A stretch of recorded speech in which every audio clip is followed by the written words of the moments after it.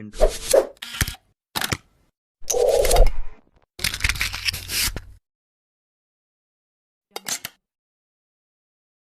Assalamualaikum warahmatullahi wabarakatuh. Perkenalkan, nama saya Windastari dengan NIM 1920201042 dari kelompok 5. Baiklah, di sini saya akan menjelaskan tentang social demand approach. Yang pertama, pengertiannya.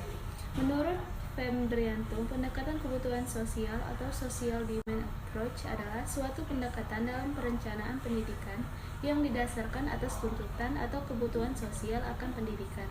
Berdasarkan pendekatan ini, manusia dilihat secara kontrak adalah makhluk pribadi dan makhluk sosial. Sebagai makhluk sosial, manusia memiliki dorongan untuk hidup berkelompok dan bermasyarakat. Sedangkan menurut A.W. Gurech, pendekatan kebutuhan sosial adalah pendekatan tradisional bagi pembangunan pendidikan dengan menyediakan lembaga-lembaga dan fasilitas demi memenuhi tekanan-tekanan untuk memasukkan sekolah serta mementingkan pemberian kesempatan kepada pemenuhan keinginan-keinginan murid dan orang tuanya secara bebas. Perencanaan pendidikan yang menggunakan pendekatan kebutuhan sosial oleh para ahli disebut dengan pendekatan yang bersifat tradisional, karena fokus atau tujuan yang hendak dicapai dalam pendekatan kebutuhan sosial ini lebih menekankan pada ketercapaiannya, pemenuhannya kebutuhan atau tuntutan seluruh individu terhadap layanan pendidikan dasar, pemberian layanan pembelajaran untuk membebaskan populasi usia sekolah dari tuna aksara atau buta huruf, dan pemberian layanan pendidikan untuk membebaskan rakyat dari rasa ketakutan dari penjajahan, kebodohan, dan kemiskinan. Oleh karena itu, pendekatan kebutuhan sosial ini biasanya dilaksanakan pada negara yang baru merdeka dengan kondisi masyarakat yang masih terbelakang. Selanjutnya, kelebihan pendekatan social demand. Ada beberapa kelebihan dalam penggunaan pendekatan kebutuhan sosial dalam perencanaan pendidikan. Di antaranya, di sisi positif dari pendekatan ini antara lain adalah pendekatan ini lebih cocok dengan diterapkan pada masyarakat atau negara yang baru merdeka dengan kondisi kebutuhan sosial, kebutuhan layanan pendidikan masih sangat rendah atau masih banyak yang buta huruf. Selain itu, pendekatan ini akan lebih cepat dalam memberikan pemerataan layanan pendidikan dasar yang dibutuhkan pada warga masyarakat karena keterbelakangan di bidang pendidikan akibat penjajahan, sehingga layanan pendidikan yang diberikan langsung bersentuhan dengan kebutuhan sosial yang mendasar yang dirasa oleh masyarakat di bidang pendidikan akibat penjajahan, sehingga layanan pendidikan yang diberikan langsung bersentuhan dengan kebutuhan sosial yang mendasar yang dirasa oleh masyarakat. Selanjutnya, yang ketiga, yaitu kekurangan pendekatan social demand. Kekurangan pendekatan social demand ini antara lain sebagai berikut. 1. Pendekatan ini cenderung hanya untuk menjawab persoalan yang dibutuhkan masyarakat pada saat itu, yaitu pemenuhan kebutuhan atau tuntutan layanan pendidikan dasar sebesar-besarnya, sehingga mengabaikan pertimbangan efisiensi pembiayaan pendidikan. Yang kedua, pendekatan ini lebih menekankan pada aspek kualitas jumlah terlayani sebanyak-banyaknya, sehingga kurang memperhatikan kualitas dan efektivitas pendidikan. Oleh karena itu, pendidikan ini terkesan lebih boros. Yang terakhir, tujuan pendekatan social demand. Tujuan pendekatan social demand ini, pendekatan ini menitik beratkan pada tujuan pendidikan yang mengandung misi pembahasan terutama bagi negara-negara berkembang yang kemerdekaannya baru saja diperoleh setelah melalui perjuangan pembebasan yang sangat lama. Pendidikan membebaskan rakyat dari rasa ketakutan, dari rasa penjajahan, kebodohan, dan kemiskinan. Misi pembebasan yang menjiwai tuntutan terhadap pendidikan merupakan tekanan keras bagi penyelenggara pendidikan. Dengan melihat karakteristik tuntutan ini dapat ditarik kesimpulan bahwa pendekatan ini lebih menekankan pemerataan kesempatan atau kuantitatif dibandingkan dengan aspek kualitatif. Karena itu, pendidikan dasar merupakan prioritas utama yang harus diberikan kepada setiap anak usia SD atau MI. Kewajiban belajar merupakan manifestasi dari tuntutan sosial ini untuk membebaskan populasi usia sekolah dari tuna aksara. Pendekatan seperti ini sukar diukur dan diteliti kecuali untuk negara yang sudah melaksanakan undang-undang kewajiban belajar serta mempunyai data lengkap atau adanya kebijakan pemerintah. Hanya itu yang dapat saya sampaikan. Saya akhiri, sekian, terima kasih. Wassalamualaikum warahmatullahi wabarakatuh. Assalamualaikum warahmatullahi wabarakatuh. Kenalkan, saya Desi Nursa Fitri dengan NIM 1920201065. Baiklah, di sini saya akan menjelaskan pengertian dari Man-Power Approach. Menurut Matin 2013, pendekatan kebutuhan ketenagakerjaan mengutamakan adanya keterkaitan antara lulusan sistem pendidikan dengan tuntutan akan tenaga kerja pada berbagai sektor pembangunan. Penekanan pendekatan ini yang utama adalah pada relevansi program pendidikan dengan sektor pembangunan guna menghasilkan lulusan yang siap bekerja. Implikasi pendekatan ini terhadap perencanaan pendidikan adalah bahwa pendidikan yang direncanakan harus diorientasikan pada pekerjaan yang mungkin diperlukan di pasaran kerja.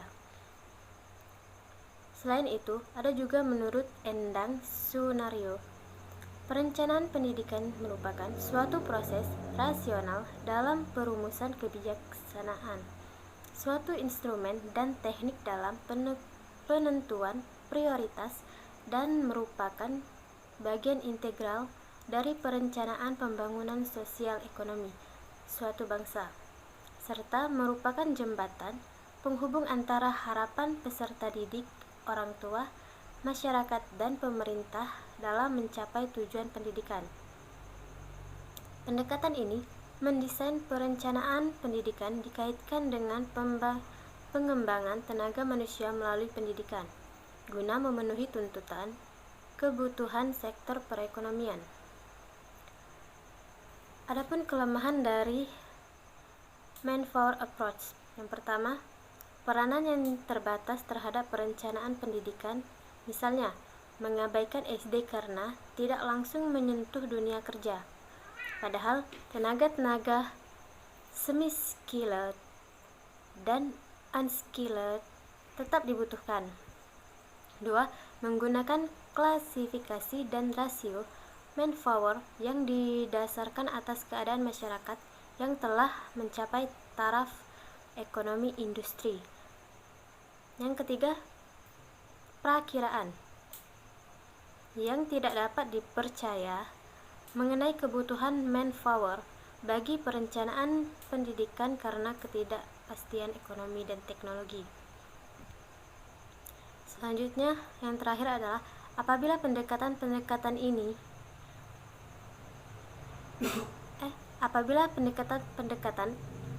akan pendidikan adalah proses jangka lama yang menghendaki ketelitian dan kecermatan.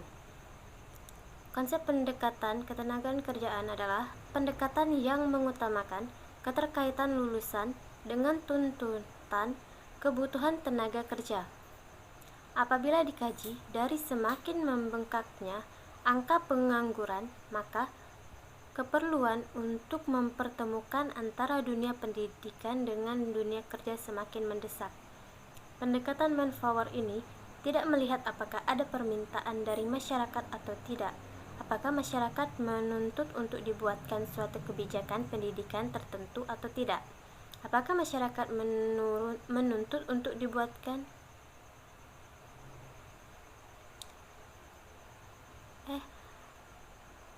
Baiklah, Saya rasa cukup sekian materi dari saya akhiri. Wassalamualaikum warahmatullahi wabarakatuh. Assalamualaikum warahmatullahi wabarakatuh. Perkenalkan, nama saya Lufia Zara Putri, saya dari kelompok 5. Saya di sini akan menjelaskan tentang profesionalisme guru. Yang pertama, tugas dan tanggung jawab guru. Seseorang dapat disebut sebagai manusia yang bertanggung jawab apabila ia mampu membuat pilihan dan membuat keputusan atas dasar nilai-nilai dan norma-norma tertentu, baik yang bersumber dari dalam dirinya maupun bersumber dari lingkungan sosialnya. Dengan demikian, dapat dikatakan bahwa manusia yang bertanggung jawab apabila ia mampu bertindak atas keputusan moral. Setiap guru profesional harus memiliki atau persyaratan untuk memenuhi sebagai manusia yang bertanggung jawab dalam bidang pendidikan. Dan dalam waktu yang sama, ia juga mengembangkan tanggung jawabnya dalam bidang pendidikan. Guru sebagai pendidik tanggung jawab mewariskan nilai-nilai dan norma-norma kepada generasi sehingga terjadi proses pelestarian dan penerusan nilai. Bahkan melalui proses pendidikan diusahakan terciptanya nilai-nilai baru.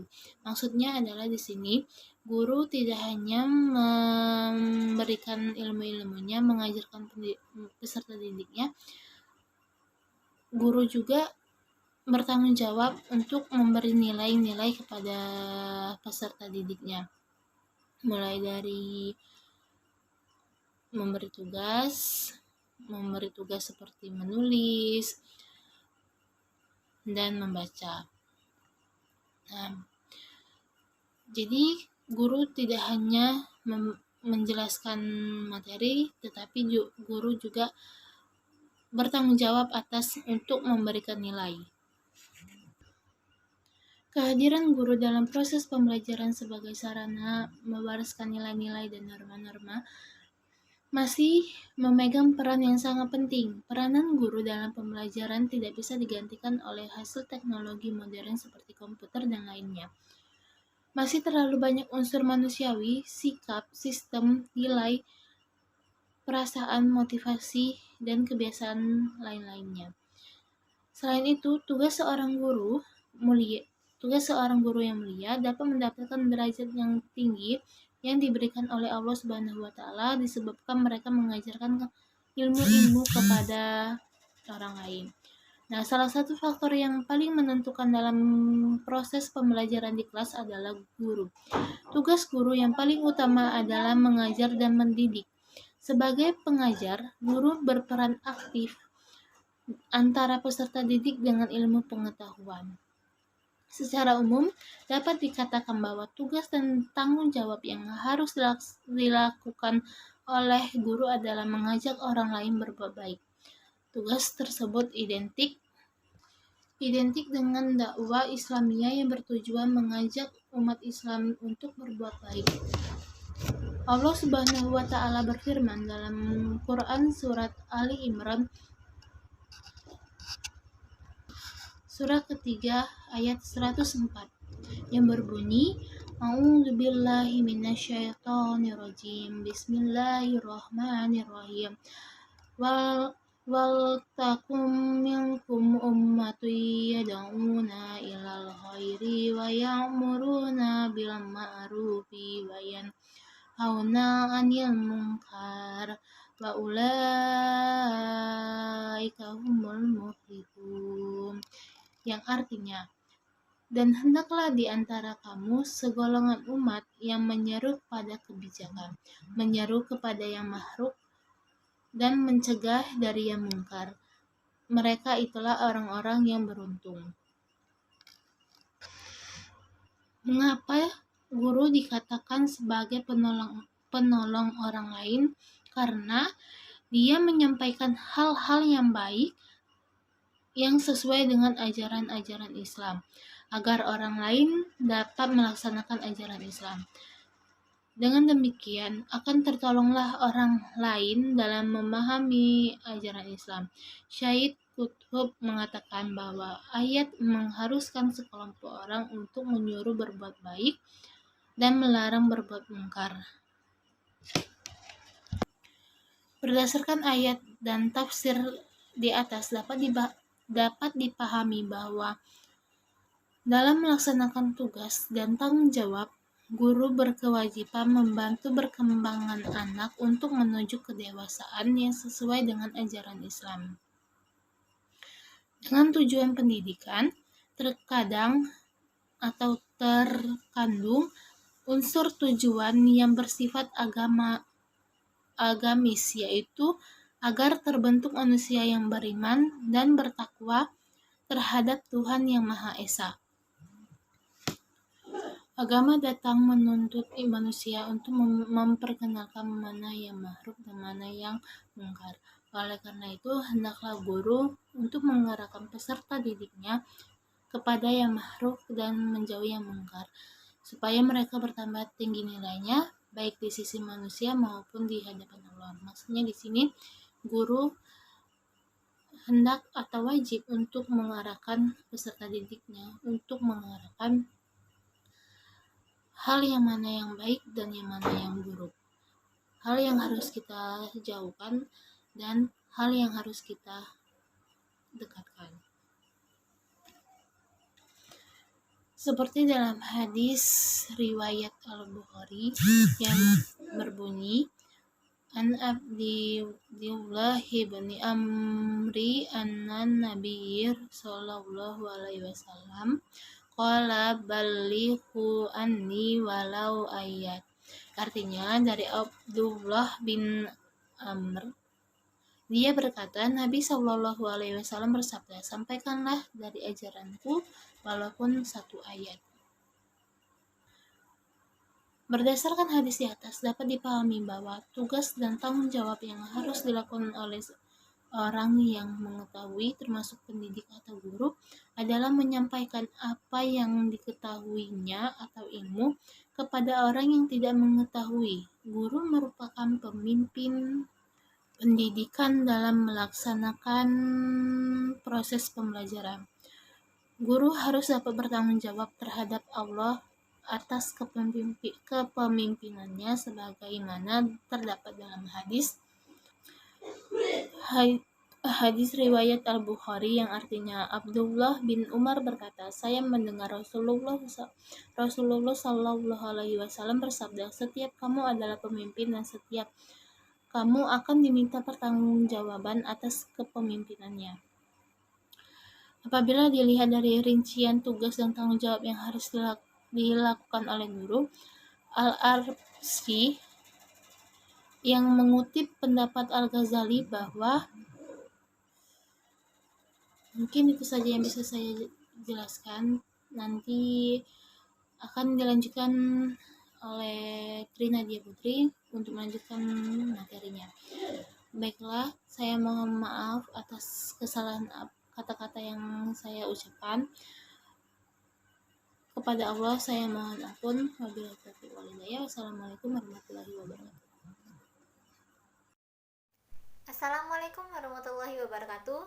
Saya Tri Nadia Putri dengan nomor NIM 1920201047 dari Program Studi Pendidikan Guru Madrasah Ibtidaiyah Fakultas Ilmu Tarbiyah dan Keguruan Universitas Islam Negeri Raden Fatah Palembang.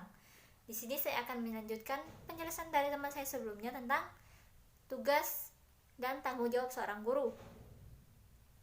Di sini, menurut Al-Barasi yang mengutip pendapat Al-Ghazali, dia berpendapat bahwa tugas dan tanggung jawab guru itu adalah satu, guru harus menaruh rasa kasih sayang terhadap muridnya dan memperlakukan mereka seperti anak sendiri. Dengan kata lain, memperlakukan mereka dengan kasih sayang tidak pula memberikan mereka teguran berupa kekerasan mau mental dan juga fisik, seperti kata-kata yang merendahkan atau mencaci mereka jika mereka melakukan kesalahan. Begitu contoh sederhananya. Lalu yang B, tidak mengharapkan belas jasa ataupun ucapan terima kasih, tetapi dengan mengajar bermaksud untuk mendapat ridho dari Allah Subhanahu wa Ta'ala dan juga pahala dan untuk mendekatkan diri kepada Yang Maha Esa pula. Yang ketiga, memberikan nasihat kepada murid setiap mendapat kesempatan. Maksudnya di sini memberi nasihat namun juga sambil melakukan suatu hal. Misal murid melakukan kesalahan atau murid sedang mengerjakan tugas namun dia mencontek. Nah, sebagai guru di sini bisa memberitahunya hal yang benar sekaligus menasehatinya. Nah, contek itu nggak boleh, sama artinya kamu begini. Nah, begitu maksudnya. Dan di situ kita dapat kesempatan menasehatin dia sekaligus memberitahu hal yang benar agar dia tidak mengulangi hal itu kembali, dan juga kita mendapatkan porsi tugas kita juga sebagai guru di sini. Lalu yang keempat, mencegah murid dari akhlak yang tidak baik, jika dengan jalan sindiran, jika mungkin dengan terus terang, dengan cara yang halus dan juga tidak mencela. Menyindir secara halus, mengerti lah ya bagaimana menyampaikannya, sindiran secara halus untuk murid-murid tersebut. Misal piket kelas si A dan si B. Si A dan si B ini satu, misal nih mereka ditempatkan di jadwal piket hari Senin. Namun yang si B tidak piket sama sekali, atau sebelum bel masuk dia belum sama sekali piket, sedangkan yang A dan teman-teman yang lain sudah melakukannya. Anda sebagai guru bisa memberitahu murid tersebut dengan cara sindiran. Misal, si A rajin banget tadi piketnya, kok kamu nggak piket? Nah, gitu loh. Nggak kayak kamu, nggak piket, tahu-tahu datang di kelas telat, kesiangan, gitu loh maksudnya. Mengerti lah ya bagaimana menyimpulkan dari penjelasan saya barusan. Lalu yang kelima, seorang guru harus menjalankan ilmunya dan jangan pula berlainan dengan kata dan perbuatannya. Maksudnya begini, apa yang kita sampaikan harus juga sesuai dengan perbuatan kita. Jika kita menyampaikan yang baik, memberikan cara-cara atau hal-hal menjalani kehidupan ini dengan baik, jangan sampai pula kita tidak melakukannya. Dan juga jangan sampai pula kita menyampaikan hal-hal yang baik, tidak boleh ini, tidak boleh itu, menasihatin harus begini, harus begitu, namun kita tidak melakukannya. Nah, itu tidak termasuk porsi dalam tugas dan tanggung jawab seorang guru. Jika kita melakukannya, maka karena kita sebagai guru itu adalah contoh dari murid-murid kita. Dia melihat kita sebagai orang dewasa, sebagai panutan kita apabila kita baik terhadap mereka, dan juga apa yang kita sampaikan adalah hal-hal yang bermanfaat. Berikutnya dari Ahmad Tafsir. Ahmad Tafsir membagi tugas-tugas yang dilaksanakan oleh guru, yaitu pertama, wajib mengemukakan pembawaan yang ada pada anak dengan berbagai cara seperti observasi, wawancara, melalui pergaulan, angket tulis dan sebagainya. Yang B, berusaha menolong ketika peserta didik mengembangkan pembawaan yang baik dan menekankan pembawaan yang buruk agar tidak berkembang. Maksudnya di sini membimbing seorang anak agar berakhlak lebih baik dan akhlak buruknya dikurangi sedikit demi sedikit hingga akhirnya akhlak yang buruk tersebut tidak terulang kembali pada seorang anak murid. Meskipun tidak menutup kemungkinan bahwa dia akan mengulangi kembali, setidaknya kita sudah membimbing dan juga melakukan tugas kita sebagai seorang guru, begitu. Lalu yang ketiga, memperlihatkan kepada peserta didik tugas orang dewasa dengan cara memperkenalkan berbagai keahlian, keterampilan agar mereka memilikinya dengan cepat. Maksudnya begini, jika kita memiliki bakat, keahlian, atau keterampilan, bisa kita menunjukkannya kepada anak murid. Dan siapa tahu mereka pun termotivasi. Wah, guru saya sangat hebat. Misalnya, Anda sebagai guru rajin menulis, membuat karya seperti cerpen, dan Anda sering mengirimkannya kepada media-media, begitu, membuat antologi. Nah, anak murid Anda melihat seperti, wah, guru saya seorang penulis. Mau juga lah di tahun-tahun berikutnya nanti kalau saya sudah dewasa mau jadi penulis juga seperti guru saya, begitu. Lalu yang keempat, yang berikutnya, mengadakan evaluasi setiap waktu untuk mengetahui apakah perkembangan peserta didik berjalan dengan baik. Evaluasi di sini maksudnya mengulangi kembali, mengoreksi kesalahan-kesalahan dan juga mengoreksi kesalahan-kesalahan dan juga menyimpulkan apa-apa yang sudah dipelajari. Begitu. Lalu yang berikutnya ada memberikan bimbingan dan penyuluhan tatkala peserta didik melalui kesulitan dalam mengembangkan potensinya. Seperti maksud sebelumnya, membimbing. Tugas guru adalah membimbing, baik dalam akhlaknya, aktivitasnya, dan juga perkembangan keterampilannya, agar semakin berkembang dan juga di masa depan nanti siapa tahu dia akan menjadi sukses karena keterampilan tersebut.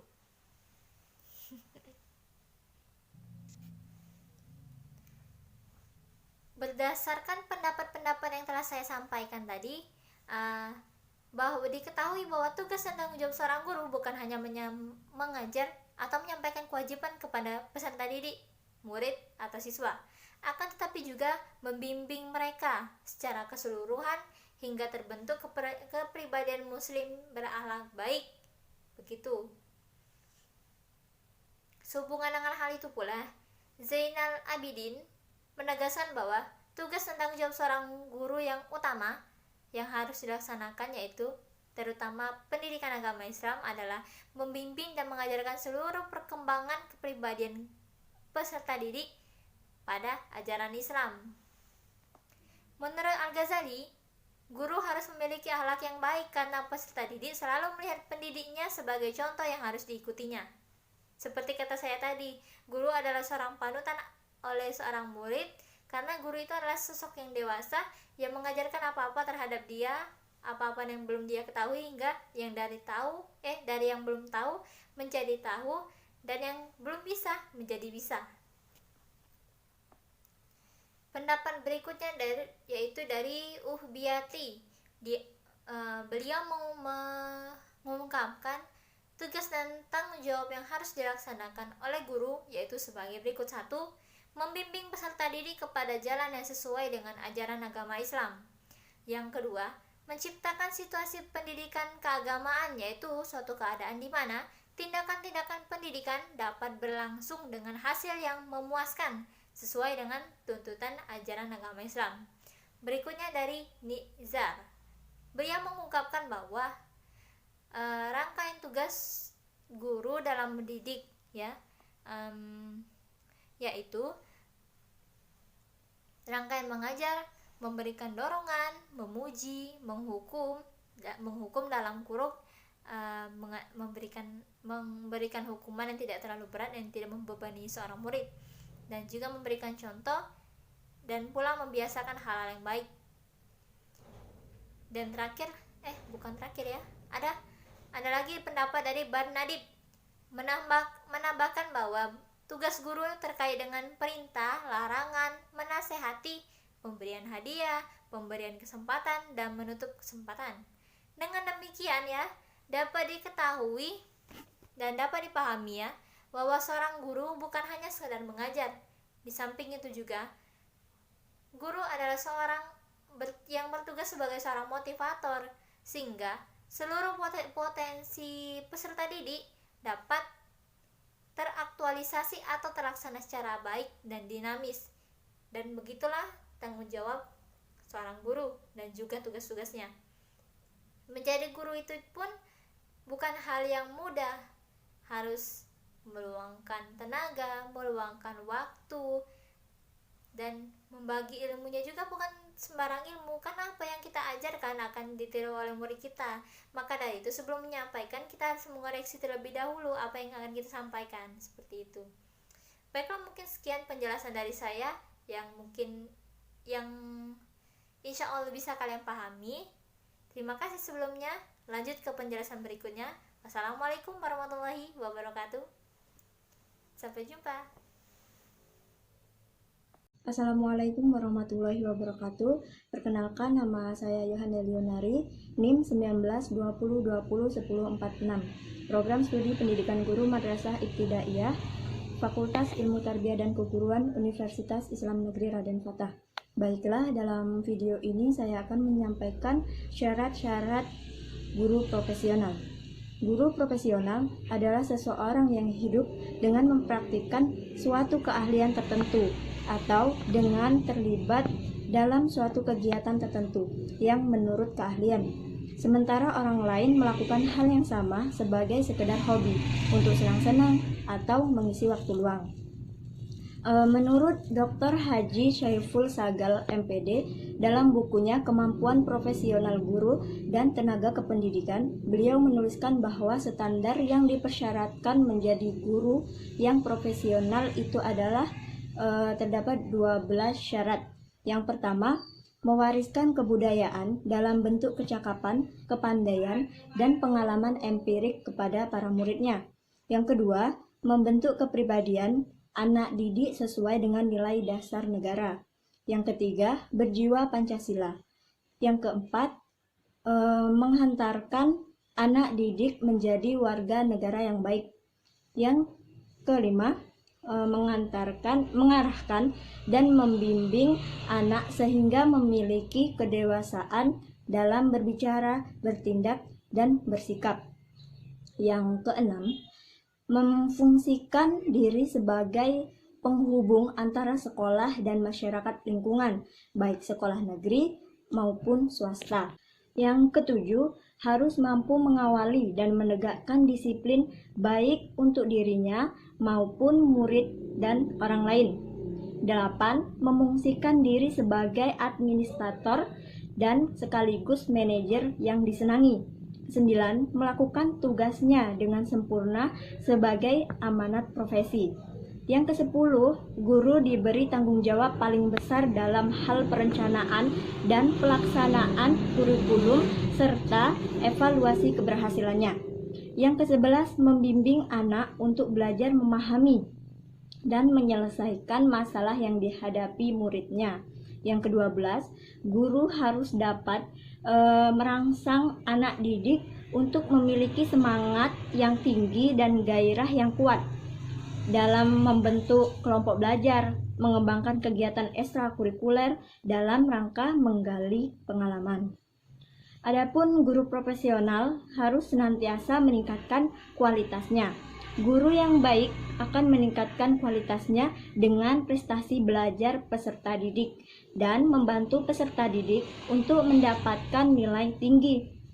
Oleh karena itu, perlu diperhatikan secara detail bagaimana memberikan prioritas yang tinggi kepada guru, sehingga mereka dapat memperoleh kesempatan untuk selalu meningkatkan kemampuannya melaksanakan tugas sebagai guru. Guru harus diberikan kepercayaan untuk melaksanakan tugasnya, melakukan proses belajar mengajar. Kepada guru perlu diberikan dorongan dan suasana yang kondusif untuk menemukan berbagai alternatif metode dan cara mengembangkan proses pembelajaran sesuai dengan perkembangan zaman.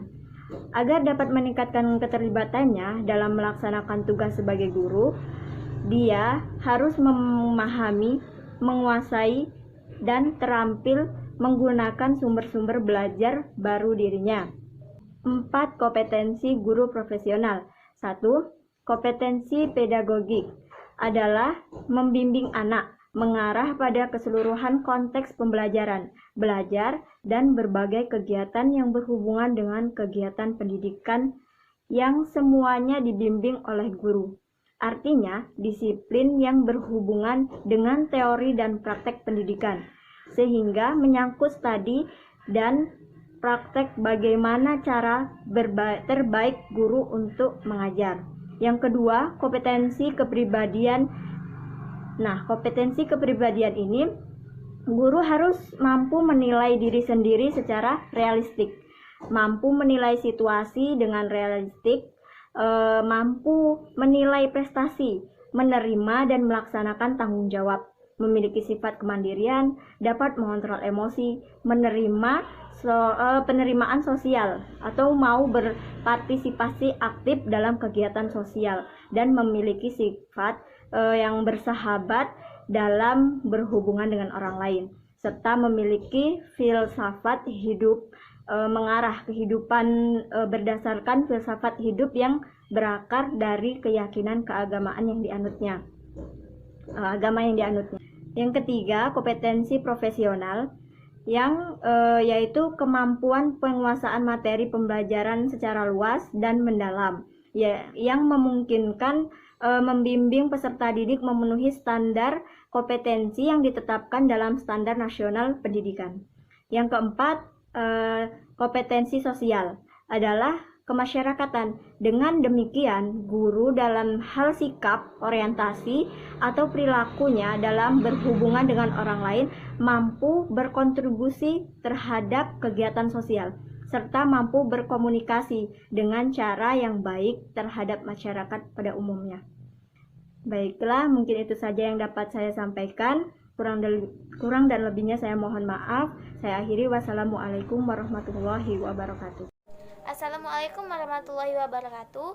Perkenalkan, saya Elsa Anugrah Lestari dari PGMI 02 Angkatan 2019. Saya akan menyambungkan materi tentang profesionalisme guru dan kompetensi-kompetensi yang harus dimiliki oleh seorang guru. Pada Undang-Undang Nomor 14 Tahun 2005 Pasal 8 dituliskan beberapa hal yang wajib dimiliki oleh seorang guru dan dosen, yaitu yang pertama, kualifikasi akademik, yang kedua, kompetensi, yang ketiga, sertifikat pengajar, 4, kesehatan jasmani dan rohani, dan yang terakhir, memiliki kemampuan. Di dalam undang-undang ada 4 kompetensi yang harus dimiliki oleh seorang guru. Yang pertama, kompetensi profesional, yaitu kemampuan seorang guru dalam mengelola proses pembelajaran di dalam kelas. Yang kedua, kompetensi pedagogik, yaitu berkaitan erat dengan kemampuan guru dalam memahami proses pembelajaran di dalam kelas. Yang ketiga, yakni kompetensi sosial, yakni kemampuan guru sebagai pendidik untuk berkomunikasi baik dengan murid, dengan warga dalam sekolahan, maupun dimanapun guru berada. Yang keempat, yakni kompetensi kepribadian. Sebagai seorang guru, diharuskan memiliki kepribadian yang baik agar dapat ditiru dan dicontoh oleh peserta didik. Mungkin sekian pembahasan materi yang dapat saya sampaikan. Saya ucapkan sekian dan terima kasih. Assalamualaikum warahmatullahi wabarakatuh. Perkenalkan, nama saya Mawarni, NIM 1920201051. Di sini saya akan menjelaskan tentang kebijakan pemerintah tentang pengembangan profesi guru PIPS. Dalam Undang-Undang Nomor 14 Tahun 2005 tentang guru dan dosen, dikenal dengan istilah guru, dosen, dan guru besar atau profesor, yang disetujui oleh DPR pada tanggal 6 Desember 2005 dan ditetapkan oleh Presiden Republik Indonesia pada tanggal 30 Desember 2005.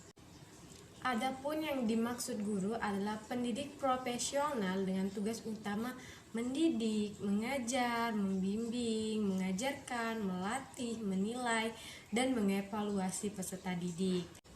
Dalam undang-undang ini yang dimaksud dengan guru adalah pendidik profesional dengan tugas untuk mendidik, mengajar, membimbing, mengarahkan, melatih, menilai, dan mengevaluasi peserta didik pada pendidikan anak usia dini, jalur pendidikan formal, pendidikan dasar, dan pendidikan menengah.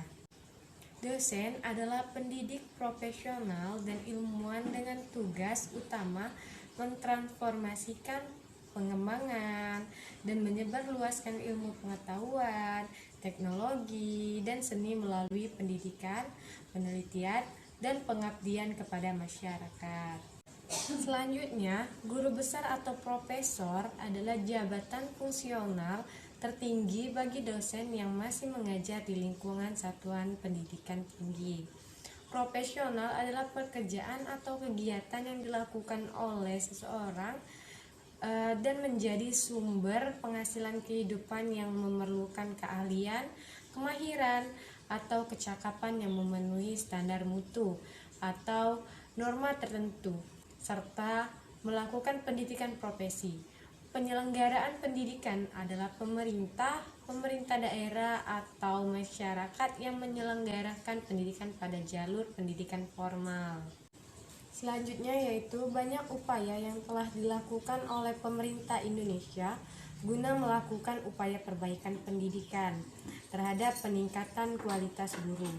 Upaya pemerintah tersebut antara lain melalui uji kompetensi awal atau UKA, sertifikat guru, PLPG, dan uji kompetensi guru atau UKG. Pendidikan profesi guru atau PPG serta penilaian kinerja guru atau PKG. Berbagai kebijakan tersebut menuai banyak pendapat, terlebih ketika banyak pelaksanaannya terjadi kendala. Jika beragam kendala yang ada dapat diminimalisir, beragam upaya tersebut mampu memotivasi guru untuk mempersiapkan diri, proaktif mengembangkan diri agar mampu mendapatkan nilai yang baik di setiap implementasi kebijakan tersebut. Meski tidak dipungkiri, ada hasil penelitian yang menunjukkan bahwa guru termotivasi untuk mengikuti sertifikasi lebih karena pertimbangan peningkatan kesejahteraan secara finansial, bukan dengan niat perkembangan profesi. Bahkan, segala upaya yang dilakukan untuk mendapatkan nilai tinggi dalam penilaian portofolio agar segera lulus, mendapatkan sertifikat pendidik, dan mendapatkan tunjangan profesi. Pemerintah telah banyak melakukan upaya perbaikan dari tahun ke tahun. Bahkan, dilakukan pula penyempurnaan struktur organisasi di tingkat pusat atau Kemendiknas. Strukturisasi kelembagaan Kemendiknas yang tentu diarahkan untuk peningkatan efisiensi kinerja kelembagaan. Optimalisasi perlu diupayakan oleh berbagai pihak terkait dengan berbagai strategi terintegrasi guna mencapai tujuan peningkatan profesionalisme guru. Perbaikan dari tingkat pusat tentu kurang berarti jika pada tingkat ujung tombak pelaksanaan kebijakan atau yang dikenai kebijakan kurang memahami maksud digulirkannya berbagai kebijakan. Apalagi jika penghambat utama hanya dari sisi guru yang kurang menguasai teknologi informasi atau sikap stagnannya terhadap beragam informasi dalam berbagai kebijakan pendidikan yang ada. Mungkin itu saja penyampaian dari materi kami dan dari teman-teman yang lain. Jika ada kata yang salah dan penyampaian materi yang kurang, kami mohon maaf. Saya akhiri, wassalamualaikum warahmatullahi wabarakatuh.